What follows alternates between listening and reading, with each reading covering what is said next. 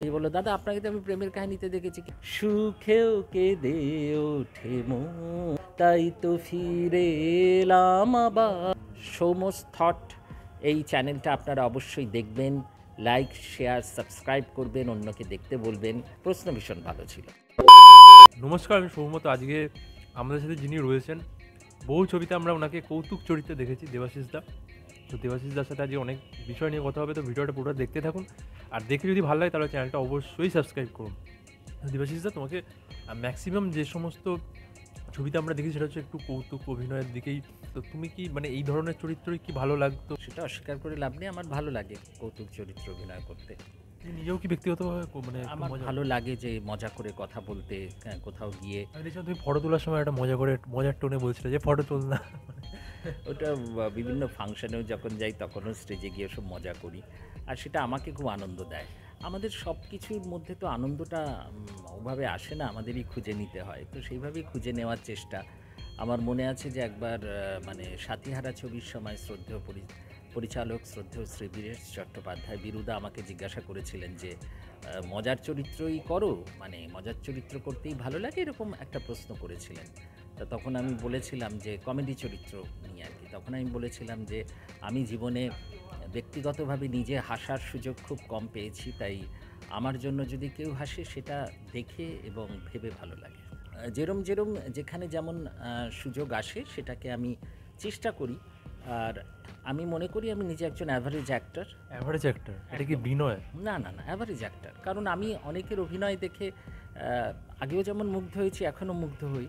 একদম মহানায়ক উত্তম কুমার থেকে শুরু করে আমি উত্তম কুমারের প্রচণ্ড প্রচণ্ড মানে কি বলবো, আমার এমন কোনো দিন যায় না যেখানে উত্তম কুমারের কোনো ক্লিপিংস কিংবা কোনো তার ছবির অংশ দেখি না। ঠিক আমি সেদিনকে না একটা উত্তম কুমার, সেদিনকে আমি একটা ইন্টারভিউতে শুনলাম শ্রদ্ধেয়া শ্রীমতী আরতি মুখোপাধ্যায় একটা গানের কথা উল্লেখ করছিলেন, ধন্যী মেয়ে, একটা বিখ্যাত ছবি। শ্রদ্ধেয় অরবিন্দ মুখার্জি পরিচালক ছিলেন, শ্রদ্ধেয় নচিকেতা ঘোষ সুরকার ছিলেন। তো আরতি মুখোপাধ্যায়ের গাওয়া ওই গানটা যা যা বেহায়া পাখি জানা, ওই গানটার মাঝে যে কথাগুলো আছে না, খোকা হোক কিংবা যাহ পালা, এই যে কথাগুলো বলেছে, সেদিনকে ওনার সাক্ষাৎকারে শুনছিলাম যে ওই রেকর্ডিংয়ে উত্তম কুমার উপস্থিত ছিলেন এবং উনি ওইগুলো বলেছিলেন গায়িকাকে, শিল্পীকে, যে এগুলো যদি এইভাবে বলো কিংবা এই কথাটা এইভাবে এই জায়গায় এই কথাটা বলো না, মানে এই আইডিয়াটা সেই মহামানুষটির আর কি, মহান অভিনেতাটির। তো সেখান থেকে বোঝা যায় যে শুধু সিনেমার, এই যে আমি বললাম কেন নিজেকে অ্যাভারেজ অ্যাক্টর, কারণ এনারা না প্রত্যেকেই সে কী বলবো আর কি, যে সিনেমাটাকে কিংবা অভিনয়টাকে যেভাবে তারা ভেবে এসেছে, যেভাবে ভালোবেসেছে, যেভাবে ওতপ্রোতভাবে নিজেকে জড়িয়ে রাখতে পেরেছে, বিশ্লেষণ করতে পেরেছে, সেটা কিন্তু আমি পারি না, অন্তত আমি আর হয়ে ওঠেনি সব মিলিয়ে। তাই আমার ওই দেখে দেখে শেখা, আর সেটাও কতটা শেখা আমি জানি না, কিন্তু যাদের কাজ দেখে মুগ্ধ হই, সেই মুগ্ধটার সূত্র ধরে এইটা আমার ভালো লাগে যে আমি যাদের অভিনয় দেখে মুগ্ধ হই, যাদের মুগ্ধ হয়েছি এমন অনেকে তো নেই, তাদের সঙ্গে আর কাজ করার সুযোগ হয়নি, মানে অভিনয় করার সুযোগ হয়নি। তো এখন যারা আছেন তাদের মধ্যে যখন কারো সাথে একটু সুযোগ হয় অভিনয় করার, তাদের সাথে কথা বলার, কিংবা তাদের মধ্যে কেউ যখন হঠাৎ করে কোথাও দেখলো, হয়তো আমি না খেয়াল করলো, এই কী আছো বলে, কেমন আছো, কী গো বলে এই যে ডাকটা দেয়, সেটা ভাবতে ভালো লাগে যে অন্তত এইটুকু তো পেলাম, এটাও আমার কাছে যথেষ্ট। কিন্তু তুমি নিজেকে অ্যাভারেজ অ্যাক্টর মনে করছো, সবই মানলাম, কিন্তু তোমাকে ছবিতে অভিনয় তুমি যখন করো সেটা বেশ আমাদের মজাই লাগে, বেশ আনন্দই পাই, যেটা হয়তো ওই চরিত্রটার ডিমান্ড, সেটা তুমি সাকসেসফুলি করতে পারছো। কিন্তু তোমাকে যে খুব নিয়মিত ছবিতে দেখা যায় তাও নয়, মাঝে মাঝে ছবিতে দেখা যায়, আবার মাঝে মাঝে দেখা যায় না। এইটা কেন? না এটা তার জন্য যদি বলো যোগ্যতার নিরিখে, তো আমি তো 100বার মেনে নেব যে যোগ্যতার নিরিখে আমি যে জন্য অ্যাভারেজ অ্যাক্টর বললাম, যোগ্যতার জায়গা থেকে যারা অনেক বেশি এই পারদর্শী, যারা অনেক বেশি সফল, এবং একটা পিআরও, তারপর আরও কী কী সব নির্ভর করে না, একদম এই এই বিষয়গুলো যাদের মধ্যে রয়েছে, সেই জায়গা থেকে যাদেরকে নিলে ছবিটা বিক্রি হতে পারে ভালো, সেই যে কোনো মানে সেটা তো হবেই। আর যোগ্যতার নিরিখে তো বটেই। আর আরেকটা বিষয় হচ্ছে, কোনো একজন অভিনেতা আমাকে বলেছিলেন যে দেবাশিস দা, তুমি কিন্তু পারো না ওই নিজেকে প্রচার প্রচার করতে কিংবা নিজেকে হ্যান্ডেল করতে। ওরমভাবে তুমি পারো না, বিজনেসটা নিজেকে নিজের করতে হয়। এখন তো আমি জাস্ট তোমায় ইন্টারাপ্ট করছি যে এখন বহু অভিনেতা রয়েছে, তাদের কিন্তু একটা দলবদল আছে, মানে যারা এগুলো সামলায়। তো তোমার কখনো মনে হয়নি যেরকম একটা দলবল তৈরি করি যারা আমার এই দিকটা সামলাবে? কারণ এটা কিন্তু এখন রেওয়াজ হয়ে গেছে, কারণ এখনকার দিনে কিন্তু ওটাও ম্যানেজ করাটাও একটা জিনিস। এটা তো চ্যানেলের, ধরো এই যে মেগা সিরিয়াল হয়, মেগা সিরিয়ালের ক্ষেত্রেও আমি শিল্পীদের মুখ থেকেই শোনা, সেরকম যারা ভালোবাসেন কথা বলেন, সেরকম জায়গা থেকেই আমাকে একজন সিনিয়র আর্টিস্ট বলেছিলেন যে একটু চ্যানেলে যেতে হয়, চ্যানেলে গিয়ে যোগাযোগ করতে হয়। খুব ভালোভাবে আমায় বলেছিলেন, তোর কি ধারণা তোকে ডেকে কাজ দেবে? এই যে যারা নিয়মিত কাজ পায় অনেকেই সেটা মেনটেন করে এবং সেটা করার মধ্যে কোনো অনৈতিক, আমি বললাম না না না, অনৈতিক ব্যাপার না। আসলে আমি নিজেও না খুব আড়ষ্ট এই ব্যাপারে, মানে আজকেও আমি হয়তো মজার কথাটা বলে ফেলছি ঠিকই, কিন্তু ওই যাওয়া, কারোর সাথে একটু দেখা করা আছে, তারপরে সে যদি কোনো কারণে বলে যে, সে কিন্তু খুব স্বাভাবিকভাবে বলবে যে হ্যাঁ ব্যস্ত আছি, বলো পরে আসতে। এইটা শুনে হয়তো ফিরে আসা যেতে পারে, কিন্তু আমার খুব খারাপ লাগে। রিজেকশনে কি ভয় বেশি? হ্যাঁ, রিজেকশন, এই যে ধরো রিজেকশনটা হতে পারে, কিন্তু ওটা শুনতে না ভয় লাগে। কেন ভয় লাগে? আমার মনে আছে একজন সিনিয়র শিল্পী ছিলেন, তোমরা তাকে দেখলে চিনবে, মানে ইনফ্যাক্ট অনেকেই চেনে তোমাকে, আমি এ কারণে বলছি যে তোমরা যারা পরের দিকে এসেছো, সেই একসময় প্রচুর ব্ল্যাক অ্যান্ড হোয়াইট ছবিতে অভিনয় করেছে, কালার ছবিতে, সিরিয়ালেও কাজ করেছেন। শম্ভুদা, মানে শ্রদ্ধেয় শম্ভু ভট্টাচার্য নয়, ওনার টাইটেল খুব সম্ভবত চক্রবর্তী ছিলেন, উনি এখন নেই। তা একবার ইন্দ্রপুরী স্টুডিওতে ওনার সঙ্গে আমি একটা দূরদর্শনে কাজ করেছিলাম, গোপাল ভাঁড় নিয়ে কিছু একটা হয়েছিল রঙ্গতামাশায়।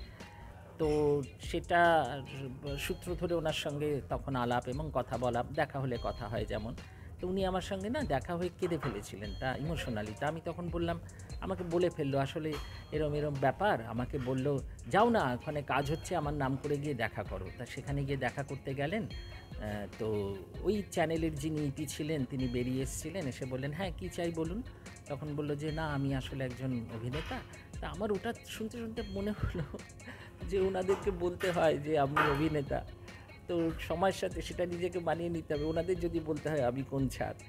তো তারপরে বললেন হ্যাঁ তো অভিনেতা তো কি না, এরকম আমাকেও পাঠিয়েছে, ওই যাকে যাকে যখন তখন পাঠিয়ে দেয়, বোঝে না এসব কাজকর্ম, সেই অমুক তমুক, এরকম ওনার সামনে একটা বিরক্ত প্রকাশ করে, আর যান যান ছবিতে নাম ফোন নম্বর লিখে রাখুন, তাই এই ছবিটা রেখে দেবে, মানে এরকম একটা ব্যাপার ওনার সামনে ঘটাতে উনি যা হয়। অভিনেতাকে নিয়ে যে অসম্মানটা হয় সেটা তুমি চাও না? আমাদের যেহেতু এখানে হ্যাঁ এটা অসম্মানটা হয়, অসম্মানটা ভীষণভাবেই হয়। আমরা সম্মান দিতে না পারি, অসম্মানটা করে এনজয় করতে ভালোবাসি। তোমার ব্যক্তিগত জীবন বা ব্যক্তিগত জীবন চর্চা কি কোথাও গিয়ে একটা আড়ষ্টতার মধ্যে ফেলে দেয়? হ্যাঁ, ফেলে তো দেয়, ফেলে তো দেয়। আমি আড়ষ্ট বলে হয়তো ব্যক্তিগত জীবনে অনেক ক্ষেত্রে হয়তো নিজেকে এগিয়ে নিয়ে যেতে পারিনি, সেটাও। কিন্তু এখন দেখো প্রকাশ করাটা তো অনেক কিছু। না, অভিনয়ের জায়গা থেকেও বলছি না। আমার মা খুব ভালো গান করতেন, কিন্তু মা কোনোদিনও সেই সঙ্গীতটাকে বাইরে নিয়ে যেতে পারেনি, কারণ যৌথ পরিবারের তিনি তখন বউ ছিলেন, সংসার সামলেছেন, আমাদের সামলেছেন। কিন্তু এখন তো সময় অনেকটা এগিয়েছে, ওপেন হয়েছে, অনেক কিছু মেনে নেওয়ার একটা মানে অ্যাকসেপ্টেবিলিটিও মানুষদের মধ্যে তৈরি হয়েছে।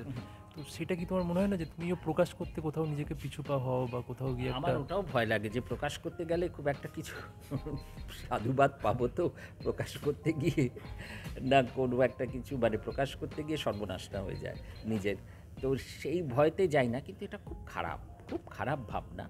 আমি থিয়েটার করার ক্ষেত্রেও একই ভাবনা। আমি মানে থিয়েটার করতে গিয়েও অনেক সময় অনেক নাটকে আমাকে বলে এই চরিত্র অভিনয় করার জন্য। এখন যে দলে আছি, হ্যাঁ, শ্রদ্ধেয় শ্রী সমীর বিশ্বাসের জায়গা থেকে উনিও বলেন অনেক সময়, কিন্তু করতে পারি না। আমার মনে হয় আমি যদি রিহার্সালটা ঠিক সময় আসতে না পারি, হ্যাঁ, সেখানে দলে আরও যারা আছেন তারা পারবেন, আমি দেখছি তারা আসছেন ঠিক সময়, তাহলে কেন তারা করবে না? আমি কেন আমি করব বলে জায়গাটা আটকে রাখলাম, অথচ আমি গেলামও না। এইটা আমার খুব খারাপ লাগে। তাই আমি ওখানে আমাকে নিন না সুযোগ, আমি পাঠিয়ে দেবো, হ্যাঁ, সাংঘাতিক কিছু একটা করে দেবো, কিংবা আমি জানেন তো আমি এই করেছি সেই করেছি, হ্যানা করেছি ত্যানা করেছি, এরকম একটা বলে গেলাম। তারপরে সে বলে দূর দূর দূর, আপনি এত কাজ করেছেন পারেন না। আমাকে যখনই কেউ কোনো কাজের কথা বলে আমার কিন্তু মনে একটা ভয় হয়। তুমি যদি এটা বলো যে এই ভয়টা হওয়া মানে সে অভিনেতার জায়গা থেকে তাকে নাম্বার দেওয়া যাবে না, আমি মেনে নেব, কিন্তু ভয়টা ওই জায়গা থেকে। ভয়টা তো তোমাকে অনেকটা পিছিয়ে দিচ্ছে। যদি পিছিয়ে দেয়, পিছিয়ে দিচ্ছে আর কি, দিয়েছে যদি হয়তো দিয়েছে, কিন্তু এখনও কোনো কাজের ক্ষেত্রে ওইটা আমার মনে হয় যতক্ষণ না প্রথম শটটা দিই, প্রথম শটটা হয়। অরণ্যের দিনরাত্রিতেও তাই। আমার সঙ্গে পার্থদা ছিলেন, খুব ভালো মানুষ পার্থদা, কিন্তু পার্থ প্রতিম যে মিরাক্কেলে চ্যাম্পিয়ন হয়েছিল, পার্থ প্রতিম আমার সঙ্গে এই ছবিতে রয়েছে, কিংবা বলা যায় ওর সাথে আমি আছি, ওর সঙ্গে আমি আছি। তো সেখানে ওই ওর সঙ্গে কাজ করতে যাওয়ার আগেও, মানে প্রথম শট দেওয়ার আগেও ঠিক ওর সঙ্গে আমার এই আলোচনাটাই চলছিল আর কি, যে প্রথম শটটা দিলে বোঝা যাবে পরিচালক সুমনদা ঠিক মানে কি চান কিংবা কীরম এই ব্যাপারটাই। তার আগে কিন্তু সুমনদা খুব সুন্দর আমার সাথে ফোনে কথা বলেছে, ভারী সুন্দর কথা বলেছে, চমৎকার মানুষ, একজন অত্যন্ত বন্ধু মানুষ। সুমনদার জন্যই হয়তো আবার অরণ্যের দিনরাত্রিতে এবং অভিজিৎকেও থ্যাঙ্কস, আমি কাজ করতে পেরেছি। আর এই চরিত্রটাতে যতটুকু যা করতে পেরেছি অ্যাবসলিউটলি সুমনদার জন্য। দেবের সাথে মনে হয় প্রেমের কাহিনী, আর জিতের সাথে হচ্ছে 100% লাভ, আর একটা হচ্ছে ওয়ান্টেড। আরও মনে হয় বহু কিছু ছবি আছে। আমার ওয়ান্টেডে একটা দৃশ্য আমার খুব মজা লাগে, যেখানে ওই তুমি ব্রাশ করছো, খরাজদা এসে তোমাকে টুথ ইয়ের জায়গায় অন্য একটা ইয়ে দিয়েছিল। তো এমনি দেব বা জিতকে তুমি কীভাবে দেখেছো? এখন তো বাংলা ছবির সুপারস্টার আফটার প্রসেনজিৎ। তারা যেখানে পৌঁছেছেন, যেভাবে মানুষ তাদেরকে ভালোবাসেন, তাদের ছবি দেখেন, সেই জায়গার ধারে কাছেও পৌঁছনোটা, কিংবা তাদের সঙ্গে যে পাশে দাঁড়িয়ে একটু আগে যেটা বললাম, কাজ করাটা, অভিনয় করাটাও বিশাল বিষয়।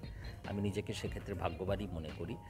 আর অভিনয় করতে গিয়ে অত্যন্তই হয় না যে খুব স্বাভাবিক, সচ্ছল একটা বাকি পাঁচটা মানুষের মতন, অভিনেতার মতন যদি কিছু বলার থাকে সেটা বলেন, যে এই জায়গাটা এরকম হলে ভালো হতো। কখনো আমাকে বলেছেন, কখনো পরিচালককে ডেকে বলেছেন যে ওকে এই জায়গাটা এরকম হলে ভালো হতো সুলতানে। তো সেই জায়গাটা থেকে আমার মনে হয় যে প্রত্যেকের জায়গায় স্বমহিমায় বিরাজ করছেন, এবং আমার সবার সাথেই কাজ করে খুব ভালো লাগে। কেন ডিরেক্টর যিনি ছিলেন না, শ্রদ্ধেয় শ্রী রবি কিনাগি স্যারজি করিয়ে নিয়েছেন। আর স্যারজি এত ভালো মানুষ, যেমন একজন শিক্ষক প্রচণ্ড শাসন করতে পারেন, কিছু না হলে ক্যা কর রহে হো তু, ক্যা বল রহা হ্যায়, এরকমভাবে একটা হয়তো ধমক দিল, আবার পরে সমঝা না, হ্যাঁ খানা খায়া।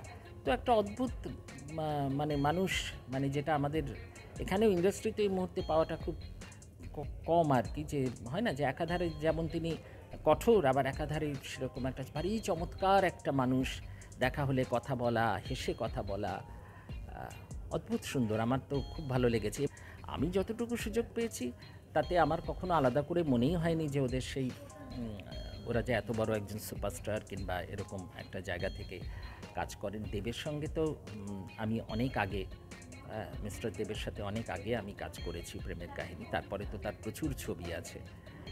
তো সুতরাং সেই সময় যেটা দেখেছিলাম, পরেও যখন একবার দেখা হয়েছিল বোধহয় ওয়ান্টেডের প্রিমিয়ারেই দেখা হয়েছিল, কথা বলে হাসা, মানে এই বললাম না যে মানুষের জায়গা থেকে এরা খুব স্বাভাবিক, ভীষণ সুন্দর এবং খুব সহজ। মানে কাজ করতে গিয়ে কখনোই তোমাকে আলাদাভাবে মনে করিয়ে দেবে না যে আমি একজন সুপারস্টার, আমার সঙ্গে তুমি কাজ করছো। আমার খুব কম সুযোগ এসছে এরকম সুপারস্টারদের সাথে কাজ করার। তো যে কজনের সঙ্গে এসছেন তার মধ্যে ওনারা দুজন, তাই ওনাদের দুজনকে আমি ওটাই দেখেছি যে খুব মানে সহজ স্বাভাবিক একজন মানুষ। তুমি যেটা বললে যে ছবির সংখ্যা সেই অর্থে না থাকা সত্ত্বেও আমি যেভাবে মাচার প্রোগ্রামগুলোতে ডাক পাই কিংবা যারা আমাকে ডাকেন, সেটা আমাকে খুব অবাক করে। সাধারণ মানুষের কাছে যাওয়া এবং তারা আমাকে বলে, যেমন তুমি বললে না প্রেমের কাহিনী, তারাও হয়তো আমাকে স্টেজে বললো, দাদা আপনাকে তো আমি প্রেমের কাহিনীতে দেখেছি। কোনো আক্ষেপ আছে? অনেক আক্ষেপ আছে। না, আক্ষেপ নেই, জানো তো। আক্ষেপ এই কারণে নেই, আক্ষেপ সংখ্যা কেন বাড়লো না সেই জিজ্ঞেস নেই। আক্ষেপ আছে আমার অনেক ভালো লাগা কিছু শিল্পী যারা এই মুহূর্তে নেই, তখন মনে হয় যে একবার যদি তাদের সঙ্গে কাজ করার কখনো সুযোগ হতো, অ্যাটলিস্ট তাদের সামনে যাওয়ার যদি সুযোগ হতো, পায়ে হাত দিয়ে প্রণাম করারও যদি সুযোগ হতো, এই আক্ষেপটা আছে। কিন্তু সেটা তো করে লাভ নেই, সেটা তো সময়ের সাথে যখন যে সময় যেমনভাবে আসবে তাকে সেইভাবেই মানিয়ে নিতে হবে। এখনও তো অনেক এরকম মহান শিল্পীরা রয়েছেন যাদের সঙ্গে কাজ করতে গেলে তখন মনে হয় যে এইটুকু তো পাচ্ছি। আর আমার খুব বেশি চাহিদা কোথাও নেই, জানো তো। এই যে আজকে এলাম, এরপরে আমি আর কোথাও যাব না, আমি কিন্তু বাড়ি যাব। আমার যদি কাজ না, দাদা খাবারও নিয়েছে দেখুন, মানে জাস্ট খুবই কম করে যতটুকু নেওয়া যায় ততটুকুই, মানে জোর করে দাদাকে দিয়েছি। কম আমাকে নিলে খরচ খুব কম। একটা দিকে খাই না, তা পান দোষের খরচটাও লাগবে না। পান মানে শুধু চিবনো পান নয়, অন্য পান দোষও নেই যে যেখান থেকে, দোষ বলবো না এটা, মানে সেই খরচটা লাগে না আর কি। আমি বলি অনেককে, বলে দাদা এইটা তো একটা ছোট প্রোডাকশন। আমি আবারও একটা কথা, তোমার কথা মনে পড়ে গেল যে ছোট প্রোডাকশন হাউসগুলোর কাছে আমি খুব কৃতজ্ঞ, জানো তো, যারা আক্ষরিক অর্থে যে ছোট খুব কষ্ট করে কাজগুলো করে, যাদের ছবিতে হয়তো বড়জোর একটা বক্স আর্টিস্ট, কখনো কোথাও শ্রদ্ধেয় শ্রী বিশ্বজিৎ চক্রবর্তী, এরকম কোথাও কখনো কোনো ছবির পোস্টার হ্যাঁ, মানে ওই যে ছবিগুলো করতে গেছি তাদের কিন্তু পয়সাকড়ির দিক দিয়ে যেমন যতটুকু তারা পারবে সেটা আগে থেকে বলে নেয়, সেভাবেই মেটায়। আর ভালোবাসা, শ্রদ্ধা, আন্তরিকতার কোনো তুলনা নেই। দেখো উত্তম কুমারকে তো আমি সত্যি যখন উনি মারাও গেলেন তখন দেখেছি মা কাঁদছেন, হ্যাঁ, কিংবা তখন তো তোমার ব্ল্যাক অ্যান্ড হোয়াইট দূরদর্শন, সেই দূরদর্শনের সন্ধ্যের পর টিভি খুলছে, তার আগে রেডিওর খবর। কিন্তু আমার বাড়িতে তখন টিভি ছিল না, দেখতে গেছি দেখি ঘর গিজগিজ করছে লোকে, হ্যাঁ, সবাই একটা হা হুতাশ নিয়ে দেখছে। তখন তো অতটা ফিল করিনি। যত বড় হয়েছি তত, আর আমাকে এই জানানটা জানিয়েছে উত্তম কুমার বলো কিংবা ওই সঙ্গীত বলো, মানে সে লতা মঙ্গেশকর, আশা ভোসলে, কিশোর কুমার, মান্না দে, মোহাম্মদ রফি, রাহুল দেব বর্মন, এই যে সঙ্গীতের যে একটা স্বর্ণযুগ, এইটা আমি জেনেছি আমার মার কাছ থেকে। তো প্রতিমা বন্দ্যোপাধ্যায় আমার মার গান শুনে মাকে খুব তারিফ করেছিল, বলেছিল, তখন তো আর কোনো মাধ্যম ছিল না যে আকাশবাণীতে তুমি অডিশন দাও আমি বলে দেব, কিন্তু সেই অডিশনটা আমার পক্ষে দেওয়া সম্ভব হয়নি। যা হোক, সেটা একটা খুব আমার জীবনে একটা খুব ব্যথিত অধ্যায়। আমি পারিনি মাকে সামনে নিয়ে গিয়ে গান গাওয়াতে, সেটা আমার জীবনের অক্ষমতা।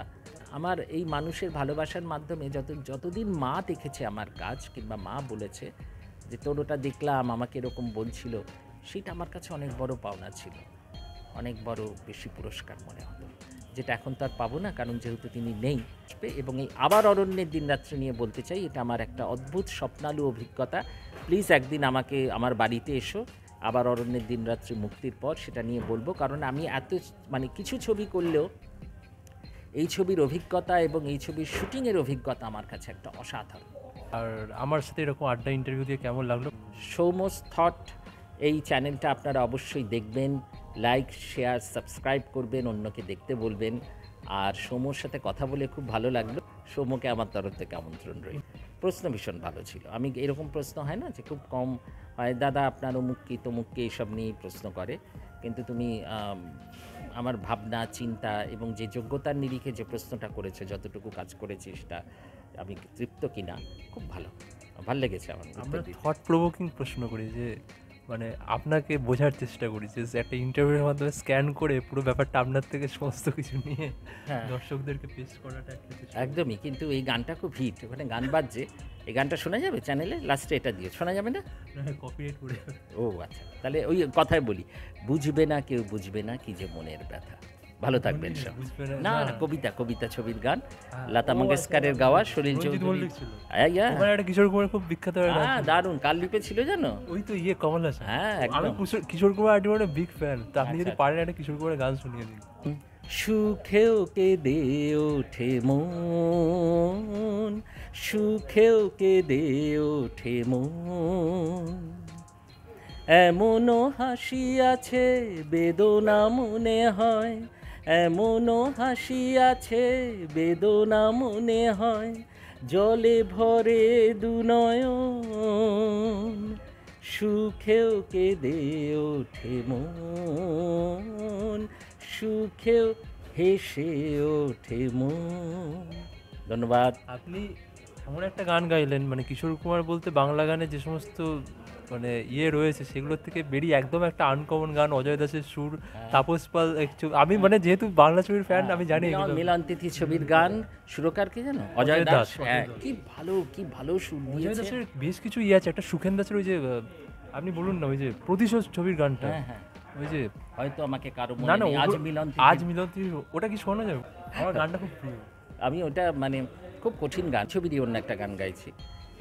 হয়তো আমাকে কারো মনে নেই, আমি যে ছিলাম এই গ্রামেতেই, এই মাটিতেই জন্ম আমার, তাই তো ফিরে এলাম আবার।